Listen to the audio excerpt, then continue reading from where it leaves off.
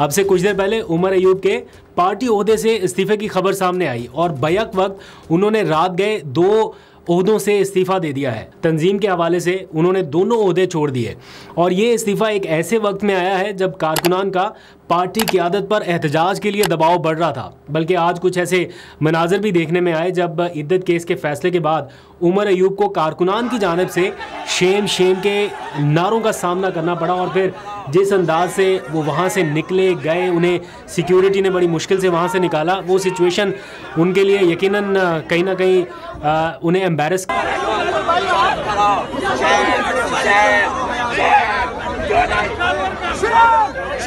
Resignation की जो timing है वो बड़ी अहम है। कहने को तो उमर अयूब साहब कह रहे हैं कि बल्कि जो उन्होंने ट्वीट किया उसमें वो बता रहे हैं कि 22 जून को वो इमरान खान को अपने इस्तीफ़े से मुतालिक लिख चुके थे या बैरिस्टर गौहर को उन्होंने अपना इस्तीफ़ा भेज दिया था और आज शिबली फराज साहब की तवस्सुत से या उनके ज़रिए उन्होंने एक पैगाम इमरान खान तक पहुंचाया अडयाला जेल में और उनकी मुलाकात के दौरान इस्तीफ़े का पैगाम पहुंचाकर उसकी बाकायदा मंजूरी ली है, यानी आज से तकरीबन 5 दिन पहले। लेकिन इसकी टाइमिंग अहम इसलिए है कि जो कारकुनान के साथ आज विजुअल सामने आए उसके बाद कहीं ये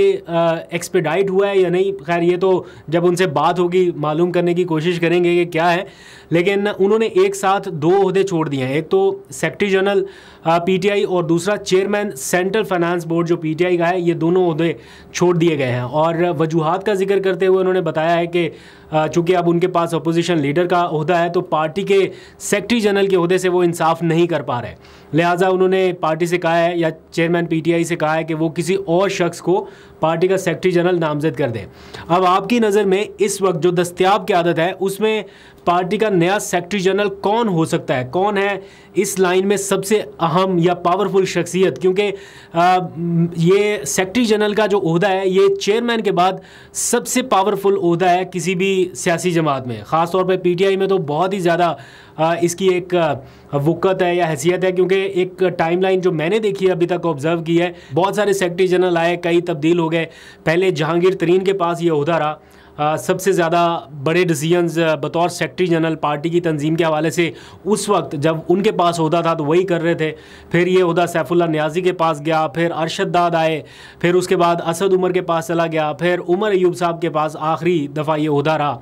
और ये ज़िम्मेदारी उन्हें तब मिली जब 25 मई का लॉन्ग मार्च हुआ ना, तो उस लॉन्ग मार्च में जब ये पेशावर से चला लॉन्ग मार्च, मर्दान से शायद निकला और इस्लामाबाद की तरफ जब बढ़ रहा था, जगह जगह पर रास्ते पे आपको पता है क्या मनाजर थे, पुलिस का लाठी चार्ज हो रहा था, टीयर गैस हो रही थी। तो हम भी इस काफ़िले के साथ साथ बढ़ रहे थे तो एक जगह पे इमरान खान साहब का कंटेनर रोक दिया गया और उस वक्त उस कंटेनर में सवार हुए उमर अयूब साहब। और जिस अंदाज से वो सवार हुए और उनकी जो हालत थी, यानी उनके ऊपर बेईमाना किस्म का तशद्दुद हुआ था और उनका पूरा बॉडी जो है बैक साइड से वो लाठियों की जद में था और निशानात पड़े हुए थे और उन्होंने exact as it is container में सवार होकर इमरान खान के सामने रुदाद रखी अपनी कि उनके साथ क्या हुआ और किस अंदाज से। उससे पहले उमर अयूब साहब पार्टी का हिस्सा तो थे लेकिन बहुत ज़्यादा फ़ाल नहीं थे या ये वाला पावरफुल ओहदा उनके पास नहीं था। फिर इमरान खान ने जब कुछ चेंजेस की, ओहदे कुछ तब्दील किए, ख़ास तौर पे जब असद उमर साहब चले गए इस पार्टी से, तो उसके बाद ये ओहदा फिर उमर अयूब के पास आया क्योंकि इमरान खान को ऐसे लोगों की ज़रूरत थी जो इस तरह की सरकमस्टांसिस में भागने की बजाय मुकाबला कर सके। तो बहरहाल उमर अयूब ने अपनी हद तक जहाँ तक हो सका उन्होंने कोशिश की कि डिसिप्लिन को बरकरार रखे और उन्होंने बहुत सारे लोगों को एतराज़ हो सकता है उनके तरीक़ाकार पे या काम करने के हवाले से पार्टी के अंदर लोगों को, लेकिन ओवरऑल ऐसा लगता है कि उन्होंने ठीक तरीके से काम किया है। और ख़ास तौर पर 9 मई के वाक़यात के बाद इस पार्टी को चलाना, जबकि पार्टी को तहस नहस करने की भी एक पूरी कोशिश हो रही थी दूसरी साइड से, और उस हालात में चलाना ये अपने आप में एक चैलेंज था, कोई माने या ना माने। लेकिन उन हालात में पार्टी को चलाना जब हर कोई ओहदे छोड़ छोड़ के जा रहा था, ये सबसे बड़ा इम्तिहान था। तो उमर अयूब साहब ने उस टाइम में तो ये कम अज़ कम किया। खैर, अपने इस्तीफ़े के साथ उन्होंने ये वाज़े कर दिया है कि इमरान खान की हिदायत के मुताबिक आने वाले दिनों में कुछ और तंजीमी ढांचे में भी तब्दीलियां होने जा रही हैं। दैट मीन्स कि सिर्फ उमर अयूब ही नहीं जा रहे, और भी बहुत सारे लोग जाने वाले हैं। हमाद अज़हर पहले ही एक बार मुस्ताफ़ी हो चुके हैं, फिर पार्टी की आदत ने उनसे मुतालबा किया कि वो रिव्यू करें अपने फ़ैसले पर, और फिर वो एक बार मुस्ताफ़ी हुए और वापस आए हैं। और दूसरी जानिब बैरिस्टर गौहर उनके पास इस वक्त पार्टी चेयरमैन का यानी सबसे पावरफुल ओहदा मौजूद है इस सियासी जमात का, लेकिन उनके हवाले से बहुत सारे लोग वक्तन फ़वक्तन कुछ ना कुछ बात करते रहते हैं। और एक वक्त ऐसा आया था जब उनको भी तब्दील करने का फ़ैसला हो गया और ये ओहदा जो है ये जा रहा था अली ज़फ़र साहब के पास, बैरिस्टर अली ज़फ़र के पास, और ये फ़ैसला हो चुका था। लेकिन अली ज़फ़र ने फिर माजरत की और उन्होंने कहा कि वो फ़िलहाल ये ओहदा नहीं लेना चाहते और अपनी जो सरगर्मियाँ या तवानाइयाँ हैं वो सेनेट में और बाकी जो लीगल उनकी एक्सपर्टीज़ हैं उसमें ही रखना चाहते हैं। तो उनकी माजरत के बाद फिर ये फ़ैसला हुआ कि अभी बैरिस्टर गौहर ही बरकरार रहे। तो ऐन मुमकिन है कि ये जो ओहदा अभी छोड़ा गया है उमर अयूब साहब की तरफ से, इसको अली ज़फ़र साहब के सपुर्द कर दिया जाए। ये मुमकिनात में से है, हो सकता है। फिर शेख वकास अकरम का नाम भी सामने आ रहा है क्योंकि उनको पब्लिक अकाउंट्स कमेटी का चेयरमैनशिप के लिए उनको नामजद किया गया, उनका नाम दिया गया, लेकिन वो अभी तक फ़ैसला नहीं हो पाया। तो कहने को एक उस लाइन में एक अहम ओहदे रखने वाले लोगों की फहरिस्त में वो भी आ सकते हैं कि उनके पास ये ओहदा चला जाए, लेकिन फ़ैसला बहरहाल इमरान खान को करना है। लेट्स सी आगे आने वाले दिनों में क्या होता है। दूसरी जानिब एक इंपॉर्टेंट डेवलपमेंट अब से कुछ देर पहले हुई इस रेजिग्नेशन वाली टाइमलाइन के साथ ही शेर अफजल मरवत ने एक ट्वीट किया है और उनकी ये जो ट्वीट है ये इसके लफ्ज़ों के ऊपर अब अगर आप गौर करें या इस ट्वीट को पूरा पढ़े, मैं अभी पढ़ भी देता हूँ आपके सामने, तो इसमें ग्रुपिंग का एक बहुत मजबूत इशारा जा रहा है और ऐसा लग रहा है कि जैसे कुछ लोग इस मौके की तलाश में थे कि ये सारा कुछ हो। और मुझे ऐसा लग रहा है कि उमर अयूब के हटने से अब बहुत ज़्यादा ग्रुपिंग एकदम से सामने आ जाएगी या ओहदों की बंदरबांट के लिए बहुत सारे लोग एकदम से मुतहरिक हो जाएंगे। शेर अफजल मरवत ने ट्वीट करके कारकुनान से कहा है कि वो मेरे लिए आवाज़ उठाएं और साथ ही उन्होंने शिबली फराज से मुस्ताफ़ी होने का मुतालबा कर दिया है कि शिबली फराज को भी हटाया जाए, वो भी अपना ओहदा छोड़े। उन्होंने जो ट्वीट किया है उसमें वो लिखते हैं कि मैं उमर अयूब खान की तरफ से सेक्रेटरी जनरल का ओहदा छोड़ने के दानिशमंदाना फ़ैसले का खैर मकदम करता हूँ। पार्टी के अहम ओहदों पर फायज चंद दीगर अफराद को भी उनकी पैरवी करनी चाहिए। उनका इशारा शिबली फराज की तरफ ही है जिसका वो आगे जाके जिक्र भी करते हैं। वो कहते हैं कि उसकी वजह यह है कि पार्टी एक भी काम पूरा करने में नाकाम रही है। इमरान खान जेल में है और हमारे मैंडेट की वापसी अभी बहुत दूर है। हमारी ख़वातीन और रहनुमा जेलों में इस वक्त बंद हैं और हम आवाम को एक बड़ी तहरीक के लिए मुतहर्रिक करने में नाकाम रहे हैं। फिर उन्होंने थोड़ा सा गुस्सा पार्टी की कोर कमेटी और सियासी कमेटी पर भी निकाला है जिनके फैसलों के बाइस वो दूर हो गए पार्टी से, या जिसके फैसलों की वजह से एक ऐसा सबको बताया गया कि जनाब इनकी पार्टी में कोई वक़्त नहीं है, कोई इनके लिए वोटिंग नहीं कर रहा। तो उन्होंने कहा कि पार्टी की कोर कमेटी और सियासी कमेटियां फेवरेट पर मुश्तमिल होती हैं और फैसले मेरिट पर नहीं करते। लिहाजा मैं शिबली फराज से पार्टी ऑफिस और सेनेट में कायदे हिज़्ब इख्तिलाफ दोनों से इस्तीफ़े का मुतालबा करता हूँ। अब शिबली फराज को ये ओहदा दिया गया है इमरान खान की तरफ से, लेकिन इस्तीफ़े का मुतालबा कर रहे हैं शेर अफजल मरवत और वो कह रहे हैं कि ये अपने ओहदे से इस्तीफ़ा दें तब ही पार्टी कब्ज़ा माफिया के चुंगल से आज़ाद होगी।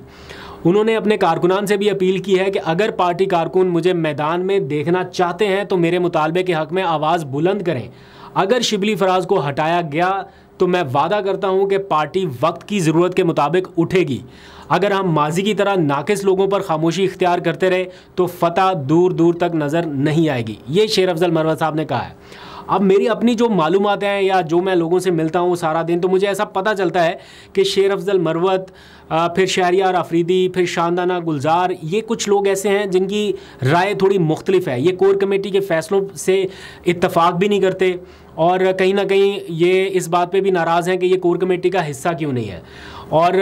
इनको फ़ैसलों में फ़ैसला साजी में इनकी मुशावरत एक तरह से शामिल नहीं होती। ये इन लोगों को कहीं ना कहीं इस बात का जो वो क्या कहते हैं रिग्रेट तो नहीं लेकिन दुख ज़रूर है, इसका इजहार वो करते रहते हैं। फिर पार्टी में एक ग्रुपिंग का तासुर जो है वो इस वजह से बड़ा आम तौर पे ज़ाहिर हो जाता है। अभी पिछले दिनों में आपको याद है जब शहरियार अफरीदी ने कौमी असम्बली के फ्लोर पे खड़े होकर ये कहा कि हो सकता है कि ये आज उनकी आखिरी तकरीर हो, तो उस वक्त शायद वो मुस्ताफ़ी होने का सोच रहे थे या फ़ैसला कर चुके थे। लेकिन फिर एक इजलास हुआ